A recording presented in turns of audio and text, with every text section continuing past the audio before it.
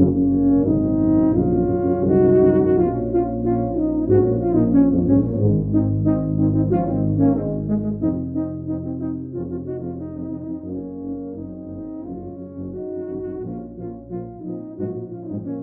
everybody, to this week's ILBI Talks. This week we have the illustrious Alex Wasily. I'm going to quote from his website right now. He likes to be called a lot of different names. Was, my dog, ya boy, the forever hang. Yes. Alex and I met in Chicago. He's a trombone player and also a DJ, also a bartender, also makes his own syrups and bottles them. Has recorded, I don't even know with however many people, toured around the world, is a great dude, is also, correct me if I'm wrong, Alex, but is a little bit of an immigrant. You were not born in the Yeah. US, correct? Yeah. No, I was Okay. born in Egypt, man. Moved to the States. Yeah. And when was that? I was like elementary school, around like Word. third grade or something like that. And I went to an American school over there, and things were weird, transferring or whatever, and the memories are strange. But yeah, did a lot of traveling as a kid for sure. Cool. Well, we're really, really excited to have you here, and we're going to be talking a little bit about, not just like, oh, cool, what does Alex do, but what inspires you to do what you do, Yeah. and what kind of, what were kind of, I don't know, the threads that took you to where you are, and where do you think they're leading you now? Love So it. I wanted to start with this question, and it's something I like to ask everybody. What inspired you to be a musician? Man, that's a great question. Before I answer that, I just want to say hi, guys. Thank you so much for having me. It's an honor to be talking to homies all the time, but to be recording interview concept, it's great. So thank you for having me. Thanks to Illinois Lowgrass Institute. You guys rule. Yeah, it's a great question. What inspires me? So I give a master class called Stop Playing, Stop Performing, and that is like a question that I literally ask students. And it's a little simpler than that. It's, why are you doing this? Why are you doing what you do? And my answer is simple and I guess a little complex, but it's very unique. It should be unique to yourself is the answer to that question. And my answer is, I love to make people happy. I like the idea of service. I like the idea of hospitality. I like the idea of taking someone out of their crappy day and making it awesome for even 10 minutes. And music is an incredible way to do that for large amounts of people at once. And I found that in traveling and playing music or whatever, that generally speaking, the people who are at shows are having a great time. And that brings me joy. It brings me a lot of happiness, and it makes me feel valued. So I would say that concept of taking someone out of their shitty day or out of their whatever day and bringing them to another place for a second, music has a really it's a serious power to do that. And I think that whenever I'm feeling exhausted, whenever I'm feeling tired, to remember the core value of being a musician, which is you are an entertainer. It's that simple, at least for me and what I'm doing. And that keeps me sane, I would say. So yeah, I don't know if that answers your question directly, but that would be my stock answer for that question. No, for sure. I see what you're getting at, and I have two follow-ups. Were there any moments or any concerts, whether it was just like, oh, there's like some musicians playing at this coffee shop that I walked into when I was 6 years old, or whatever? Like, were there moments that you remember in your Yeah. childhood that really stand out? Absolutely, man. There's a specific memory that I have. I was 15, so I played saxophone from 5th grade to the end of 8th grade, and switched to trombone in 9th grade. Yeah, fun fact, right? What was I doing? But my mom, my band director in high school needed trombone players, so he said, hey, I went to a really killer high school, public school in Savannah, Georgia. And the jazz band traveled, played like 80 gigs a year. It was awesome. Yeah, we can talk about that at length later, but I switched to trombone because I really wanted to play in that jazz band. I wanted to play in front of people. And I switched to trombone, I made All-State my second year. I had some really incredible teachers, and first, second, third, fourth, and fifth trombone All-State chairs were ahead of me, and I was the sixth chair. I was the only other trombone player. So I had the best in the state to like sit next to and listen to. I studied with Carl Polk, who played with the Savannah Symphony, who studied under Charlie at DePaul and at Northwestern. So, you know, Chicago's always been there. But yeah, I switched to trombone and I loved it. And I remember specifically my friend Vern said, hey man, like this Sunday, my church is doing this like jam sort of thing. Do you want to come through? It'd be fun to like, you know, you can just mess around and play whatever you want. So I'm like 15. I was like, I don't really care much about church, but like I'll go play. And I went to this gospel church called St. John the Baptist, a Mighty Fortress in Savannah, Georgia. It's like 5-hour Sunday gospel services. And I was just like, yo, this church is way fun. Like, this is awesome. I get to play loud and like kind of, you know, I'm 15. I don't know what I'm doing. But that Sunday, a man named James Bignon was there, and he's a Grammy Grammy Award winner and clinician. So he'll go to different churches, and there's no like written music. He'll literally sing the parts for everyone and then put on a show at the end. So I had a really good time that Sunday, and James said, yo, Alex, like, great job. You want to come on the road? I was 15. I was like, yeah, I'll do that. That sounds great. Let me ask my mom and like, whatever. So I got permission to leave school for a week, and I went on this little Southern run on a big old charter bus, and had like the best time. And I didn't, you know, there was no mention of pay or anything like that. But when I got home, there was a check in the mail for $500, like a couple weeks later, obviously. But I was 15, and $500 when you're 15, like, do you know how much soda and Skittles you can buy with $500, man? I was so hyped. It's like, Mom, look, I got this check. She was like, yeah, I mean, hey, if you had such a good time, why don't you be a musician, you know? And it was sort of like, oh yeah, I can do this. Obviously there's a lot more work involved in the long run, but it was a very powerful moment of like, yo, I had a ridiculous amount of fun and learned a lot about myself musically, and learned a lot about this style of music. And it was awesome. And I definitely sort of fell in love with it from there. But yeah, I was only like 15 or so. That's an Long story. incredible that's an incredible dare that your mom was just like, why don't you go ahead, try it out. Yeah, do it. You won't. Yeah. Yeah, right. That's great. I wanna kind of keep thinking about the young students out there. Could you talk a little bit about maybe three or four of the more important things you were taught or experiences you had when you were younger, that you feel like you just keep going back to when you have like a little professional flashback or something like that? You're sitting around like, Absolutely. man, I Yeah. remember when they told me that. Still right. Yeah, definitely, man. That's a great question. I can tell you right now, to any young listeners, one of my biggest influences was my high school band director. His name's Michael Hutchinson. He's a legend in Savannah. Like, Andre Murchison from the Basie Orchestra went to my school. Alex Nguyen lives in New York, killer jazz trumpet player. But like, I remember day one, he had us all say, what kind of band would this band be if everyone in band was just like me?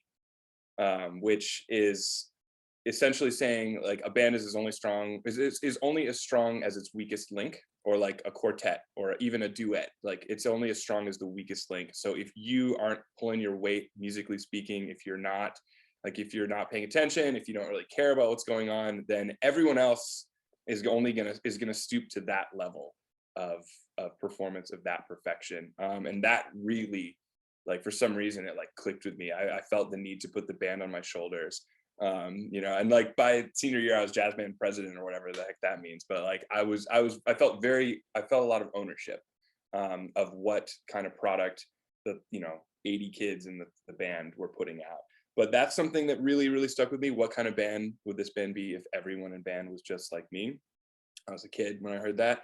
And then when I was 18, I met one of my mentors. His name is Marcus Carroll, a prolific trumpet player and instructor in the Chicago area. And I remember I sat next to him at DePaul during like orientation or something like that. It might have even been before the school year started. But he said, "What do you do?" I said, "I'm a jazz trombone player." He said, "No, you are not."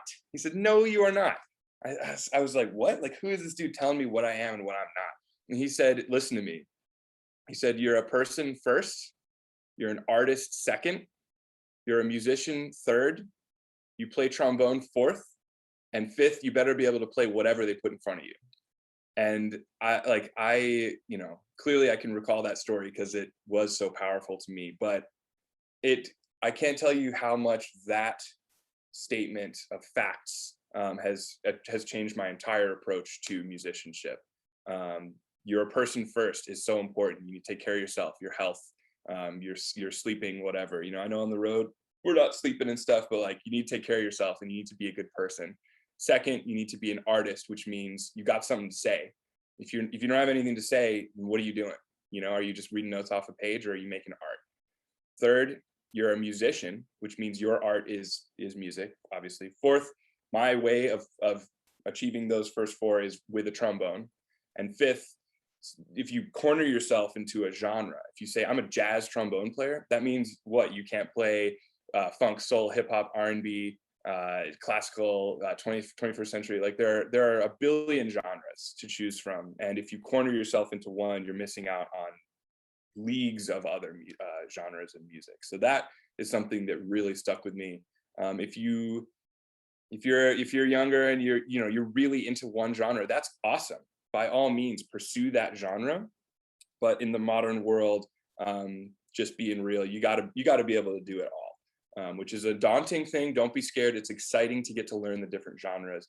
But when I was 19, I swear I played a rock opera about pigs going to war with humans, and I never thought I would do something like that. Like what? But there are so many different things, different you're not just going to get a call for a jazz band gig. That like doesn't happen. If it does, it's probably because you're forming the band and doing it yourself. But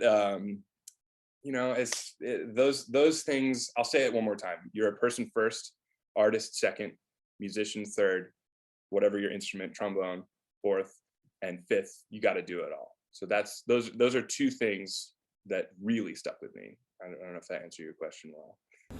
Totally. No, that second one, that kind of divine list. That was something that was told to me when I first started taking lessons when I was a senior in high school. But he called it a triangle, where you have to be a human, musician, artist, and that was it. Shout out to Dr. Martin Cochran for saying a billion things that I didn't take seriously until now.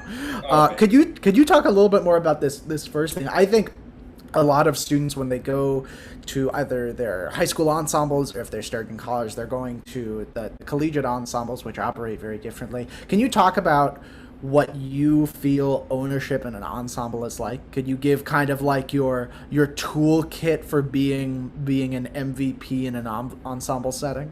Absolutely. That's a deep dive. My toolkit, like a mental checklist, if you will, mental and physical checklist, maybe. Sure. So being in an ensemble. So say, if you have a particular example of an ensemble, maybe, or like a band. Yeah, let's call it. Let's pretend you're a freshman going into your first ensemble rehearsal. Let's say it's a band. Okay. Let's say it's your first semester at Skidmore College's Wind Symphony Band Orchestra extravaganza. Okay, cool. That's a great example. I'll subtract age out of this because there are lots of different ages who might be going to their first year at school. So I'll just say it's your first, or relatively novice level. You're in a protective space like school, where if you mess up, you're not going to get fired off the gig. So let's just say first day at school. If they gave you the music beforehand, whether it's an hour beforehand, whether it's 3 days beforehand, whether it's a month beforehand, and by gave you the music, I mean the sheet music, right? You're going to be probably reading music. Or if they sent you the tunes, as in my world, they say, send out the tunes, because then you use your ears and listen to it. But if they sent you anything that requires preparation, you need to be prepared. It sounds so much simpler than it is. Or actually, no, it's that simple. It really is that simple. You need to know the music inside and out. You should know famous recordings of the music. You should know who wrote it. You should know who recorded it, who made it famous. This is part of if you take lessons with me, I do this thing called CPR with every student. It's called Command, Perform, and Respect. This is under the respect section, where who are you respecting when you're performing? You're respecting yourself, the audience, the people who recorded the music, the people who engineered the music, the people who mixed and mastered the music. Like, you are taking ownership of this piece of music, right? So that falls under the preparation umbrella. So going back to what I said, you need to be prepared. You need to know the music inside and out. And most importantly, as I'm sure you guys have said it before, but practice is when you learn the music by yourself. You learn your part. Rehearsal is when you learn everyone else's part, right? So you need to know where your part fits in, especially as brass players. If we're talking low brass, like if you show up on second trombone and you decide that you're playing lead from the second chair, that's not how that works, man. Like, you need to know where your chord fits in. You need to know, oh, am I playing the third? I'm bringing it down, or am I playing the fifth? Bring it up. Like, you need to know how these chords tune with each other. So that falls under the preparation umbrella. You just need to know the music. You need to know your part. And you need to know, where it gets fast, where it gets slow. I know a lot of kids that got away with sight reading in college. And if you're a great sight reader, I guess you can do that. I am a pretty good sight reader, but I'm not going to do that. I like to show up prepared to stuff. So I would say preparation, definitely. And that is something that will probably take a majority of your time, for sure.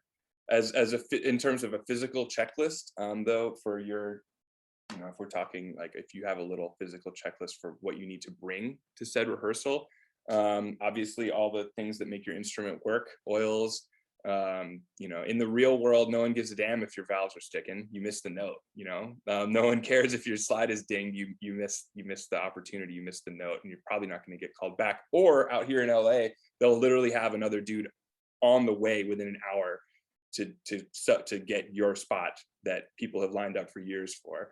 I would say you need a pencil and all. I don't know. Do people still read paper in college anymore? Is that a thing? Am I old?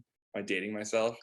If you're reading off an iPad, like, be able to use your your tools. Your instrument is a tool. Being able to be flexible. Yeah, there you go. Apple Pencil, dude. I'm rocking that too.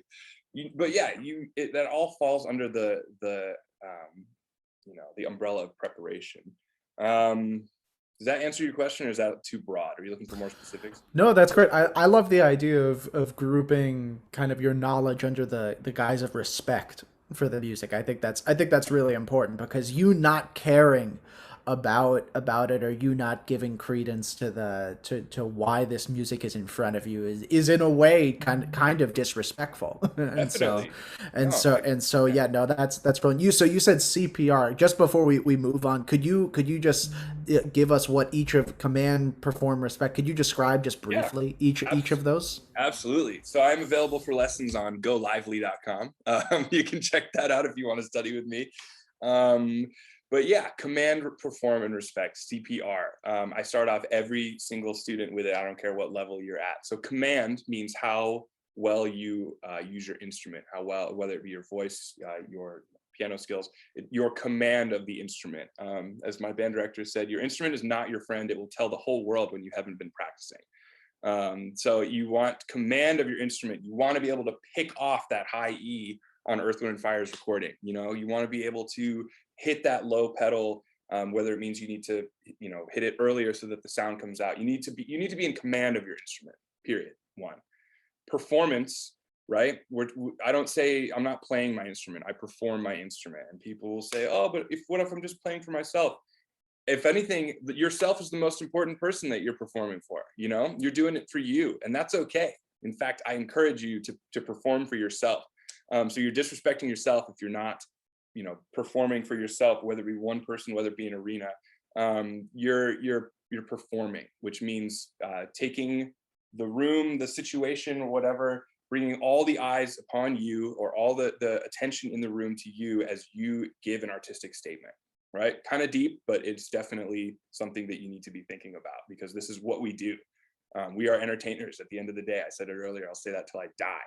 You can think that you're paving the way for some new genre and really, on the cutting edge of music, but that's not for you to decide. That's for people 30 years from now to decide whether you're on the cutting edge. You are a performer. You are an entertainer at the end of the day, right?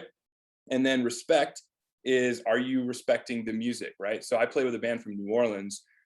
New Orleans has a sacred culture of music and history that has affected the entire world, period.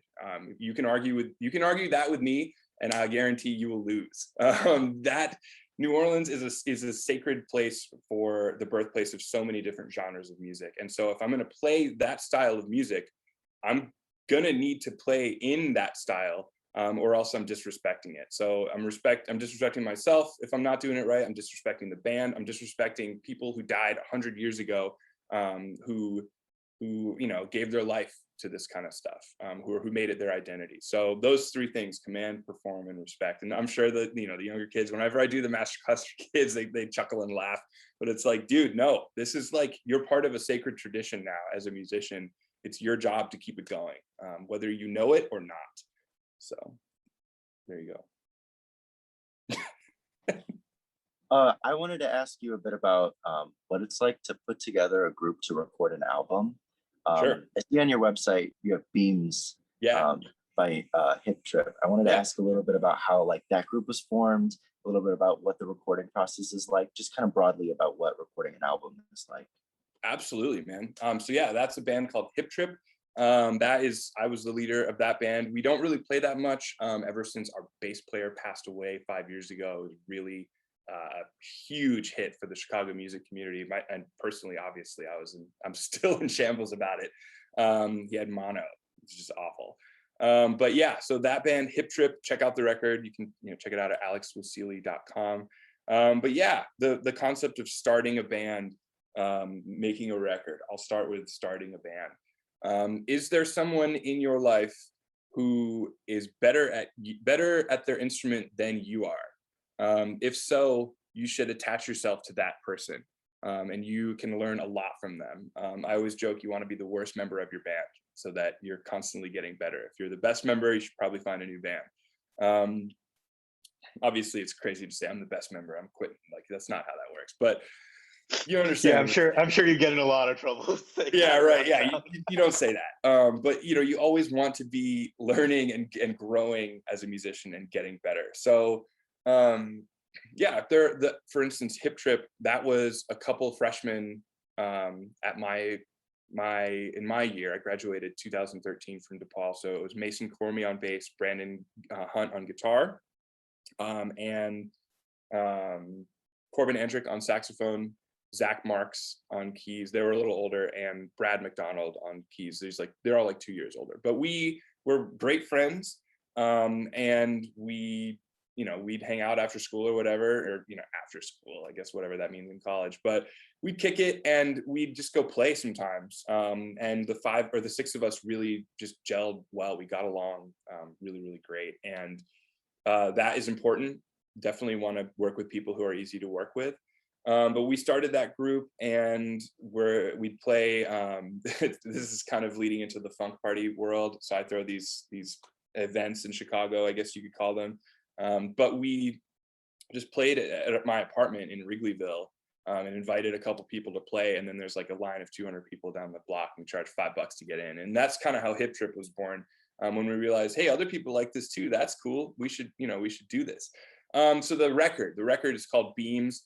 We recorded that in Chicago at ILBI Lab Studios, which is now gone, unfortunately. But the way recording works, man, how much time we got, right? The way recording works, you first of all don't want to go into a recording set. First, recording costs money. It's that simple. Unless you have a benefactor, unless you have an investor, that would be a record company or whatever, a label, or a lot of times it's private investors now, or labels will pay for product, I guess you could call it. It's crazy to call art product, but you need money to do it, unless you have a friend who records, sure, or unless you teach yourself. But if you're going into a studio, you want to have your music prepared. You want to rehearse before that. You don't want to be in the studio. Let's just say a studio is $1,000 a day for 8 hours. You need 2 days. That's $2,000. Do the math. Every minute counts. So you want to show up prepared. You also, that should be pretty straightforward. The things I would say, maybe to answer your question, that people don't think about before they go in is a lot of younger musicians, jazz kids, classical kids, whatever, will go in and just say, I want to record this music. without a template or blueprint of what you want it to sound like, right? Do you want it to sound like Led Zeppelin? Do you want it to sound like Sharon Jones and the Dap Kings? Do you want it to sound like Brass Tracks? Do you want it to sound like, you know, like Kanye? You know, there are different ways that you need, different ways to record, that you would need that information beforehand to tell your engineer so they can mic you appropriately. So it's like, say you wanted to sound like Sharon Jones and the Dap Kings, or you want it to sound like Charles Bradley. They'll throw one of these, an SM57, they'll like whip it at the wall, pick it up, and then they'll use it. You know, this is an old school, like easy way to mic you. If you want it to sound, you know, like a crystal clear jazz record, you know, then that's when you pull out, you know, the Royer 121, right? You know, fancy ribbon mics or whatever. So the way that's stuff that you're not really expected to know as a horn player, you should know it, but like, you know, that's the engineer's job. So you should know what you want it to sound like. So then you send your examples of records to your engineer. The engineer says, oh, okay, cool. They want to go for like an old school soul band sound. That means they bust out the old mics and maybe a tape machine if they have that. Most recordings are digital nowadays, but back in the day, they used to record to, you know, magnetize pieces of film, and it makes it for a different sound. So you need to know what you want it to sound like. You need to have your music prepared. And then obviously you want to be in great shape for the session, because you're going to be, as a brass player, you're going to be playing for 8 hours straight. This last summer, during the pandemic, we were lucky and got a 6-week gig for Netflix in the studio here. I was between Rashawn Ross and Skerrick as the horn section for 6 straight weeks, 8 hours a day, playing difficult music. The whole gig was in C#. It was for this movie. It was incredible, but it was really difficult. And if I hadn't prepared for like 2 weeks doing long tones, especially during the pandemic, I would have been like, the first couple of days, I would have been mush, and I probably would have gotten fired, because the first days matter the most. You know, you need to show up and nail it. But you need to be in good shape, right? So preparation, you need to know what it sounds like. You need to be in shape. And then generally speaking, if I'm going into a recording setting, I bring all of my tools, like all of my tools, every mute I own, every stand for every different instrument, every goofy instrument. Check this out, right? Got one of these,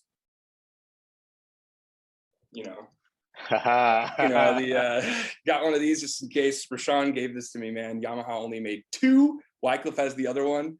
But yeah, you want to bring everything to the session that you possibly can, that you don't think you'll need, but it's better to have it and not need it. So say, you know, you have some extra time after you've recorded your tunes and you want to throw some you know, chorusy style pads underneath what you're doing, and you want to put it in a mute. If you didn't bring your mute or your bighorn to knock out the low stuff, you know, what are you doing?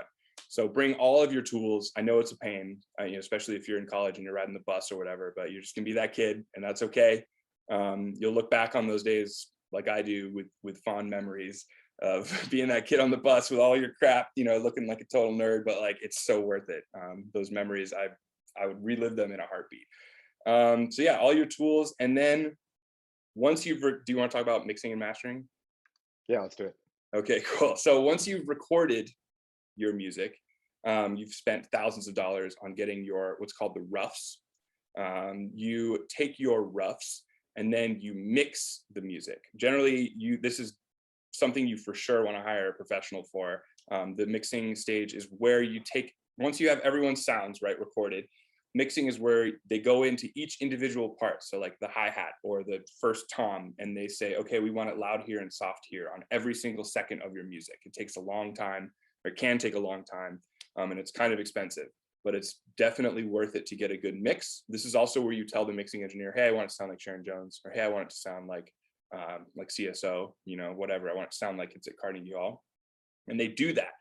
And then after everything has been mixed, then they do a procedure called mastering, which is also very important and sort of one of the more unknown, nebulous things for us brass players. But mastering is where they make the music sound good across all platforms. So like out of my monitors right here, out of an iMac, out of my phone, out of my car, they bring it all to the same level and make it, you know, because there are some records I'm sure you can listen to in your car that sound amazing. and then you put them in your headphones and it sounds like crap. So that's a process that needs to happen. And mastering also decides how much time between each track, and generally the track order on the record. Say you're making a record. So yeah, that would be how I would describe recording. Generally though, as a horn player, say you're living out here in Los Angeles, the studio town of the world, where you're constantly recording, the way I do it for the most part, especially during the pandemic, is I have my nice fancy microphone. This room has a really tall ceiling. Let me see. I got like rafter ceilings that go up, right? So the room sounds good. I find where in my room to set my microphone. I want dead space behind it and echoey space, or dead space behind the microphone, and behind me, I want it to be echoey, if that makes sense, or live. I have a good microphone, and I have what's called an interface, which is a machine that takes the sound and turns it into digital format from the microphone, takes the signal from the microphone and then puts it into a digital audio workstation, or DAW, called, I use Logic. There's one called Pro Tools. There's one called Luna. There's lots of different ones, and those are different skills all included with each of those. Those, I would say, until the pandemic, really, they're good skills to have for sure for anyone, but I wouldn't, this is tough to say if they were required to learn, but like I said, you got to learn how to do it all. So, I mean, from someone that like had to do it, just to piggyback off of your story a little bit, like since the pandemic, I've done a lot of recording. I've done engineering, I've done mixing and mastering, multi-tracking projects, but also like live ensembles. And beforehand, I was always like the curious kid in the rehearsal when we were recording the piece for the composer or whatever. I'd ask the engineers, I'd ask them a bunch of annoying questions, and they'd always like be like, "Oh, you don't really care about this stuff." And now that I actually have the experience and know it, it goes back to what we were talking about earlier about respect. It's like learning the process lets me respect the countless hours of work that all of the music that I'm ever listening to had to go through. Not just playing, not just writing it, but all the production side too. Yeah. So it's that's when people are like whining about why haven't they put on a record yet. It's like, dude, do you know how long it takes? And then we haven't even talked about publishing and licensing. You know what I mean? Like, which is another, oh God, that's a whole other thing. But there are so many steps, and of course, if you're going to get together with your homies in the garage and just record some songs, and do it. I encourage you to do it. Every time you do it, it's only going to get better. So spend as much time in a studio as you can. If your friends who who are rappers or whatever, or who are singers, or just like, hey, I'd love some horns on some stuff, go do it. If you've never been in a professional studio or even at someone's house with all the gear, just get that time under your belt. Get good at recording. Know when you've messed up. Be able to say, hey, can we get another one? Is that cool? Another take if you screwed up. Like, it's a skill for sure. Obviously, I make most, if not all of my music, or all of my money playing music live. There are definitely two muscles that you need to have. If you spend too much time in the studio doing multiple takes of solos over and over and over, and you're not spending any time live doing the solo, like live, you have one take, that's it, and in the studio, if you go super hard on that one take, you're going to blow your chops out and maybe not be able to get another one. So like being able to find that balance, we're talking specifically brass stuff, of knowing how to balance it. It's these things that people don't really think about until they say it out loud. So I'm happy to be telling, God, if someone had told me when I was 18, you need to be able to record. Woo! I can't think of all the gigs that I did not get called for in between then. Yeah. Same here. I mean, I think that's part of the learning curve for all of us. Is we go in, we start this thing, we're really like excited and idealistic, and then we realize, oh, yeah, I could have done things differently, probably. I mean, but and that's part of it. And totally, that's part of it. Gosh, I mean, just the record we put out, Dumpster Funk, we put out a record a month ago called Where Do We Go From Here? And that I recorded that over a year ago. And it's just like, dude, I've gotten better since then. Like, oh, can I redo some of this stuff? And it's just like something you got to live with forever. I hate listening to myself play. I do not like it. It's a skill I'm really trying to work on. I don't like any kind of self-deprecation, and that is just for sure a form of self-deprecation, which is not healthy. But that's Yeah, it's a skill for sure, recording and being able to balance where you fit in the picture. Absolutely. Long-winded answer. Great answer. My next question is kind of I want to ask about your future. I want to ask about what you're like excited about. And we're getting the light is shining through the end of the tunnel. We're starting to see gigs come back. We're starting to see people able to get together and play and perform. You were telling us earlier that you just got back from New Orleans. Yes. So you're back on the road again. And if you don't follow Alex on Instagram, you should, simply for the Forever Airport hashtag on his stories whenever he's traveling. It's always awesome. Also, musicians in hotels drinking coffee. That's also great. Yeah, great that's another deep level troll for sure. Yeah, for sure. But yeah, what do you like? What's looking into the future and looking into not just like the next couple of years as we start to, I think as a collective across the country and across the world, musicians have a huge responsibility to rebuild and rebuild it better, right? Oh my God. But then thinking 5, 10, or even 20 years from now, what do you want to look back at and say, like, wow, like I just accomplished that, and I added that piece of myself to this world? Man, that's a great question. Specifically for me, I'll answer like for me, and then maybe as a member of the brass community, right? So for me, I, as a horn player, people use the word sideman a lot, which is disrespectful. Do not call yourself a sideman. You are an artist. Yeah, you might play horns alongside an artist, but you're enhancing their show. Therefore, you're a producer, right? So like I would love to see that word eliminated from the brass player world. Like, oh, I'm a sideman, which means like, oh, I show up and play the part and I go home, and if that's what you want to do, then you'll probably enjoy a lifetime of just that. And probably, and you know what?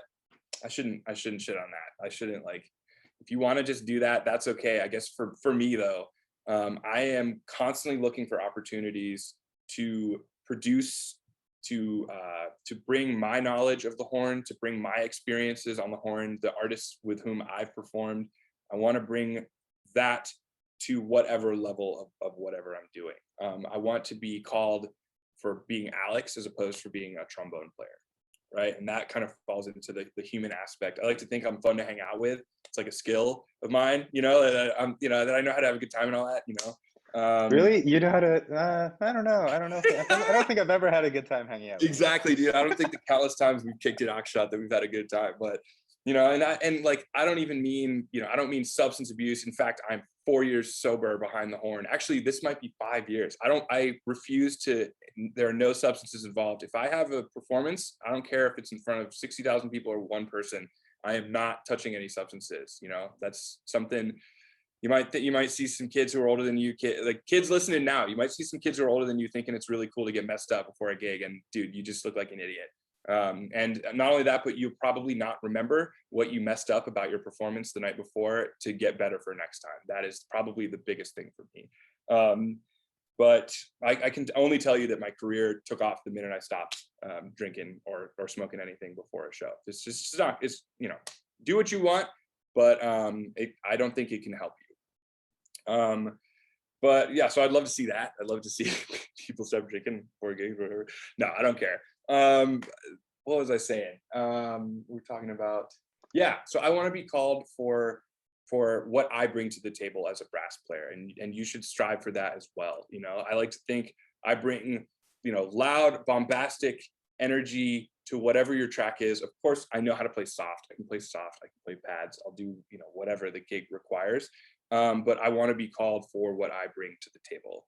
And a way to do that is by being a good person, by showing up on time, by knowing the music beforehand, by knowing everyone else's part beforehand, by being super organized. I was 10 minutes late to this call today and I'm like kicking myself for it. I had kind of a weird situation. But I know what I'm doing like 6 months from now in my phone. I'm calendared out. So being organized, Oh man, those are things that can only help you. I guess to answer your question directly though, what do I see for myself? I'm working on Alex Wasily's Very Good Band. For those of you who don't know me, my brand is very good, is literally what, like, I put very good and then put whatever after it. It's kind of a joke. Someone said I wouldn't do it one time, so now it's literally a Very Good LLC in California. It's like what it's called. So it's a series LLC, so I can add whatever I want. So Alex Wasily's Very Good DJ Sets, Very Good Band. I own a company now that teaches people how to make cocktails, very good cocktails. So like, that's Jesus, I'm getting off. I'm like talking about myself. Oh my God, I'm sorry. This is weird. We're interviewing you about yourself. Yeah, sorry. What do I want to see though? I would love to see my band hit the road. That's not out of the question. That's probably going to happen in the next couple of years. Working on my own stuff. I'd love to get more or deeper into film, television, entertainment out here. That stuff pays crazy good, and it's what we call mailbox money. So like you play, I wrote some commercials for the Chicago Bulls a couple of years ago. Wrote some music, and I'm still getting paid for that every February. So getting like money that you don't know exists until it shows up at your house is the best. So getting more into that definitely helps you set your finances a little bit better if you're just gonna do music. I would love to, I want to play with cool people. I want to play with other like-minded musicians who are willing to make those sacrifices to tour and produce, and I mean, seeing the world is pretty fun. Traveling, playing music is pretty great.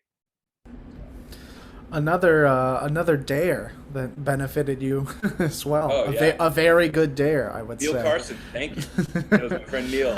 Neil told me I wouldn't do it. One last question from me. Advice to your younger self. Oh yeah. Advice to my younger self. Definitely. Don't be afraid. That like self-doubt that lives with all of us. The minute when someone would pay me a compliment and I would say like, oh man, like, nah, like the minute I learned to say thank you instead of that was like a huge day, and it was probably 10 years too late. Treating yourself better, treating yourself with respect. Say you didn't have the best performance, it can haunt us as performers for a long time. There's, as horn players, there's not like 100 of us. I mean, there are gigs like that, but you can't, say you're playing in a tight horn section. I mean, you're interviewing me. I'll tell you about the time I played with Tower of Power. I played with them, and I sat in with them on a couple tunes, and they let me solo on What Is Hip. And if I know for a fact that if that had been the call 15 years before or 10 years before, where, maybe 5 years before even, having the confidence to step up to the plate, that confidence doesn't just like build up overnight. You have to constantly tell yourself, I can do this. I have value.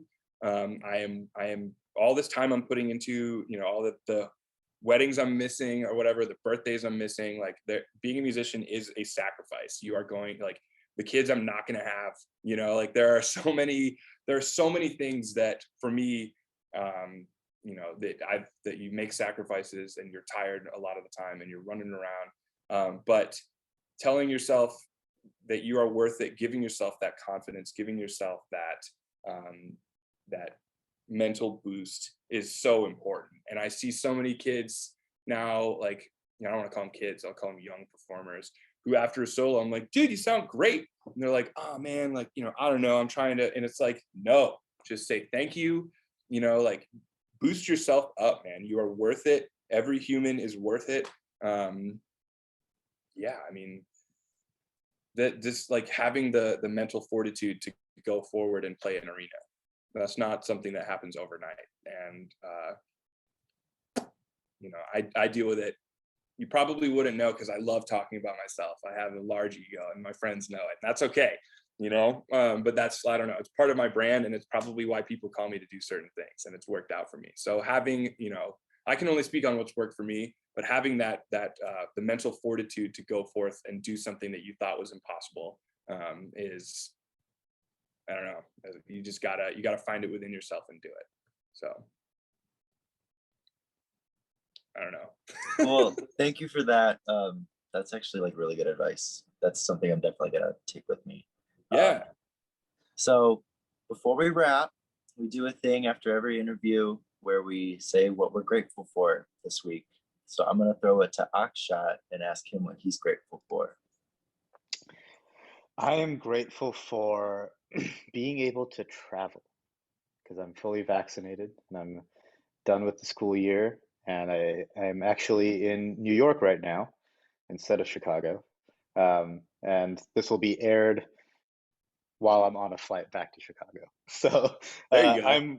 I'm grateful for just being able to travel, get out of town, and see new things. Like, you know, I've heard like, I don't know, 20 musicians I've never heard before playing live music in the last 3 days, and it's just that to in and of itself is a huge thing.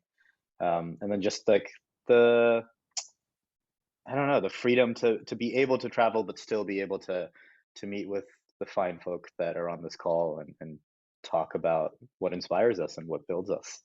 So that's what I'm grateful for. Hell yeah. Matt? I guess two fine folk and Matt is how I would put it. I'm thankful for my cats today. I've got a lot of stuff going on in the next few weeks and stuff like that, and just being able to just be a complete moron with my cats and just like say nonsense words and play around. It's been really nice. So yeah, I was never a pet person growing up. I didn't have pets until I met my now fiance, and yeah, if you have any inclination about getting an animal and being a pet person, I have to say it's probably one of the most beneficial things in my life when I can just clown around with one of my four, yes, I said four cats. Who never come down into the basement, because this is where I make loud noises, and so that's why they don't mess with the call. But maybe someday one of them will make an opinion. Maybe that'll actually be our next ILBI talks, is just me and my cats. I'd watch that. Let's go Caston, and then Alex, you can close this out. Sure. Caston first. Shout out my cat also. Cats are amazing.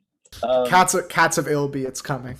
Cats of ILBI, we should do it. I'm thankful for new music. I had like 3 artists I like drop like new things yesterday on my sister's birthday. So like yesterday was like a great day. Music is good and it makes me happy, and I'm happy that it's happening.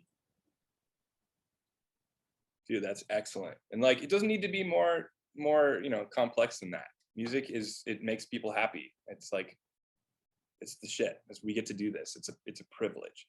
I'm gonna say I'm grateful for health right now. Honestly, we and me and my family have dodged the bullet of COVID. I don't really know that many people.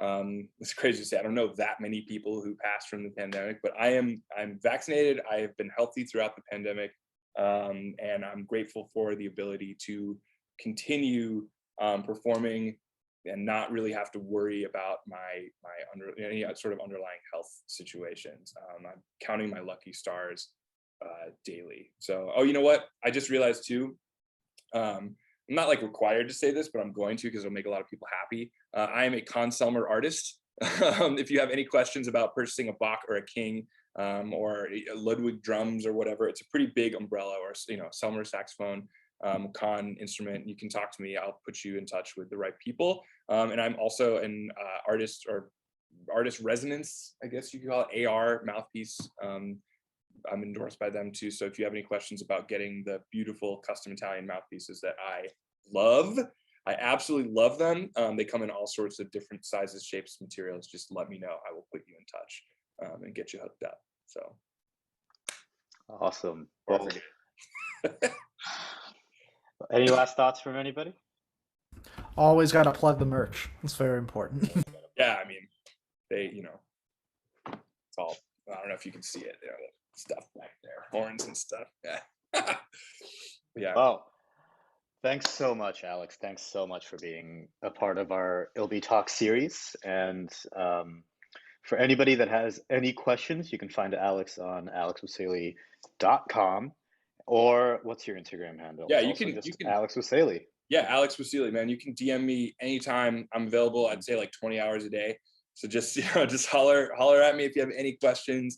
I'm here to be a mentor for you. Mentors are super important. If you want to lesson with me too, you can check me out at Go Lively. It's like golive.ly. You can schedule. I do trombone, music theory, and the masterclass, the Stop Playing, Stop Performing, like a one-on-one sort of breakdown of what you're doing as an artist, as a brass player specifically. But yeah, I'm here for you. Send me your recordings. I want to hear them. I want to hear what you're working on. I like all genres. Music is music. So send me whatever. I want to hear it. Awesome. Well, I hope everybody had a great time listening to our interview today. And we'll be back soon with some more great guests. Have a great week, everybody, and take care.